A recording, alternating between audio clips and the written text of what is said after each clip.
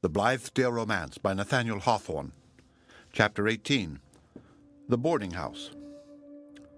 The next day, as soon as I thought of looking again towards the opposite house, there sat the dove again on the peak of the same dormer window. It was by no means an early hour, for the preceding evening I had ultimately mustered enterprise enough to visit the theatre, had gone late to bed, and slept beyond all limit in my remoteness from Silas Foster's awakening horn. Dreams had tormented me throughout the night. The train of thoughts which for months past had worn a track through my mind, and to escape which was one of my chief objects in leaving Blithedale, kept treading remorselessly to and fro in their old footsteps, while slumber left me impotent to regulate them.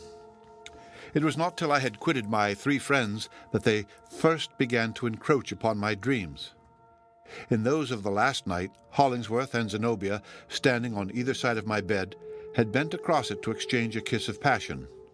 Priscilla, beholding this, for she seemed to be peeping in at the chamber window, had melted gradually away and left only the sadness of her expression in my heart.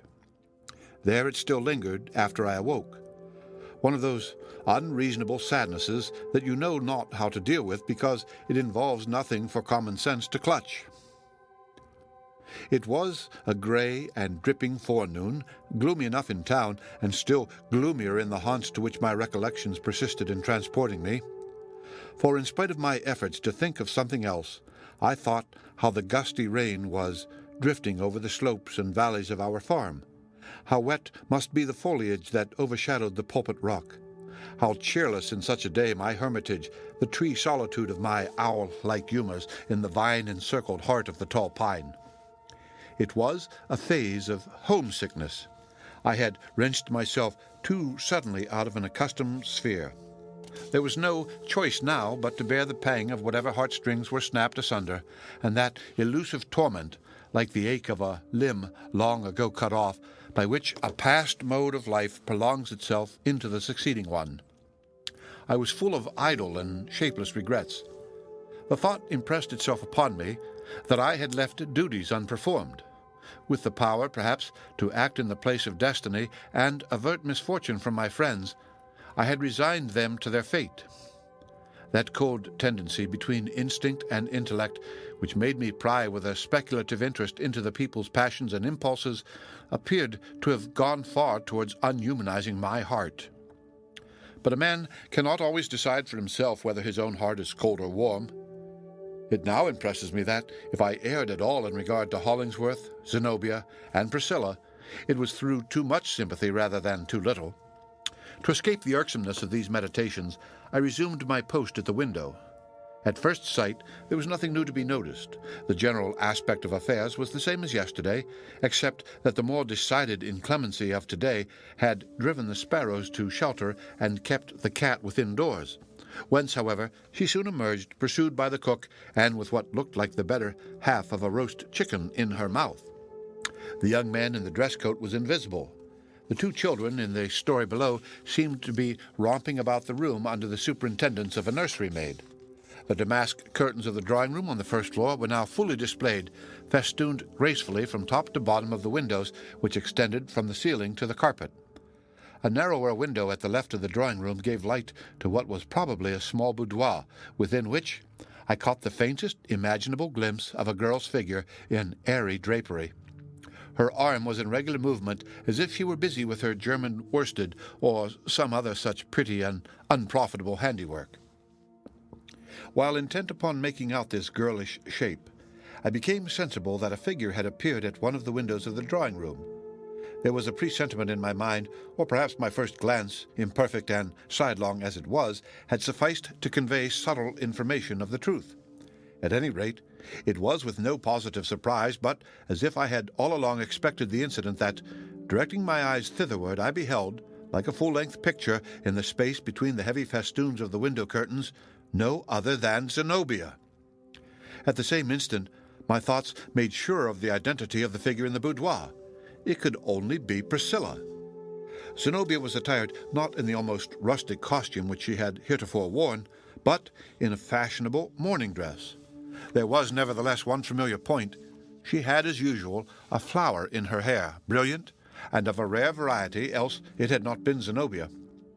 After a brief pause at the window, she turned away, exemplifying, in the few steps that removed her out of sight, that noble and beautiful motion which characterized her as much as any other personal charm. Not one woman in 1,000 could move so admirably as Zenobia. Many women can sit gracefully, some can stand gracefully, and a few perhaps can assume a series of graceful positions. But natural movement is the result and expression of the whole being, and cannot be well and nobly performed unless responsive to something in the character. I often used to think that music, light and airy, wild and passionate, or the full harmony of stately marches in accordance with her varying mood, should have attended Zenobia's footsteps. I waited for her reappearance. It was one peculiarity distinguishing Zenobia from most of her sex, that she needed for her moral well-being, and never would forego, a large amount of physical exercise. At Blithedale, no inclemency of sky or muddiness of earth had ever impeded her daily walks. Here in town, she probably preferred to tread the extent of the 2 drawing-rooms and measure out the miles by spaces of 40 feet, rather than bedraggle her skirts over the sloppy pavements. Accordingly, in about the time requisite to pass through the arch of the sliding doors to the front window and to return upon her steps, there she stood again between the festoons of the crimson curtains. But another personage was now added to the scene. Behind Zenobia appeared that face which I had first encountered in the wood-path.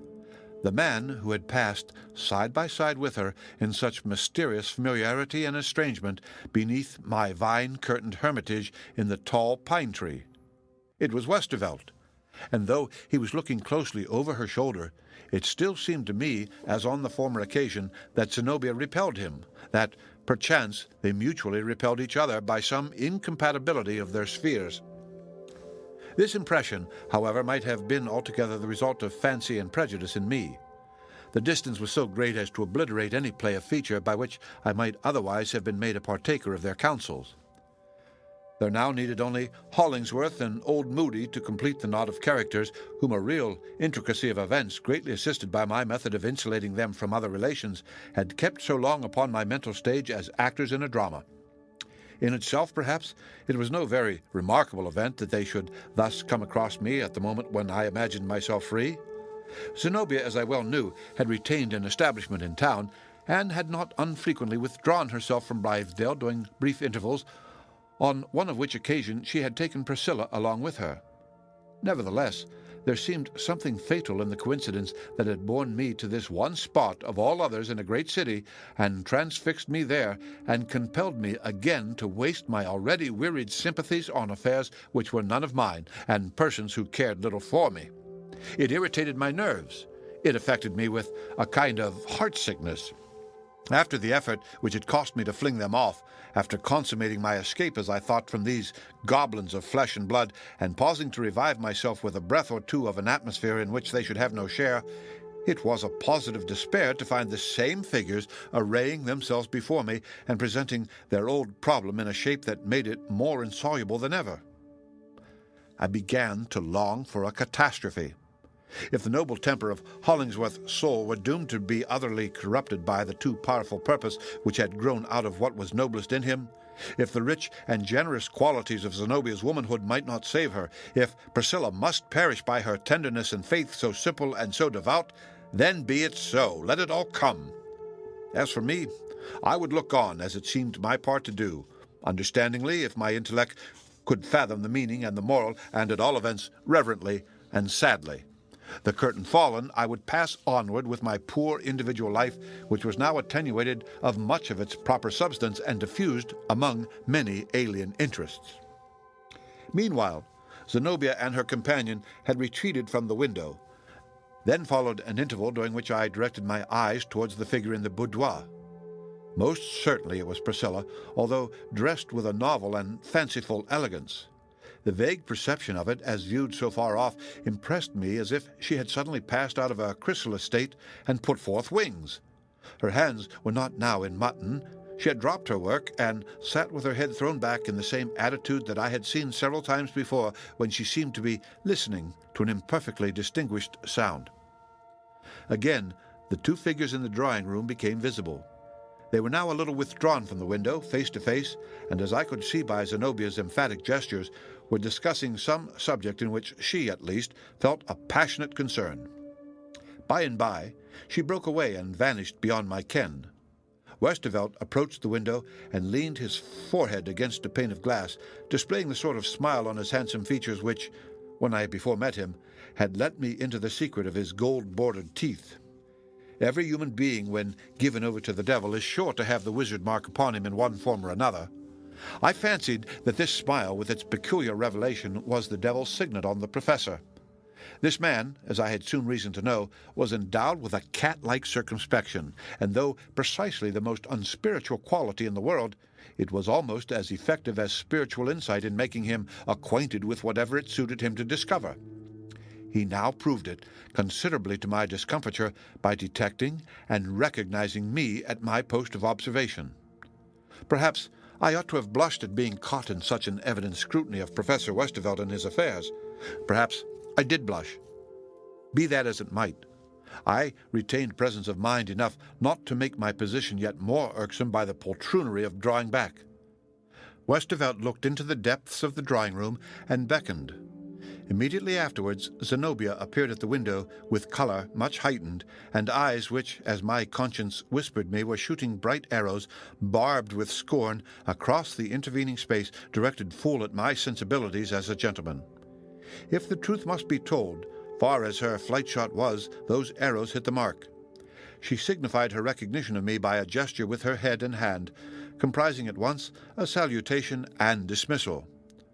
The next moment, she administered one of those pitiless rebukes which a woman always has at hand, ready for an offense, and which she so seldom spares on due occasion, by letting down a white linen curtain between the festoons of the damask ones. It felt like the drop curtain of a theatre in the interval between the acts. Priscilla had disappeared from the boudoir, but the dove still kept her desolate perch on the peak of the attic window. The end of Chapter 18. Read by Rick Kistner for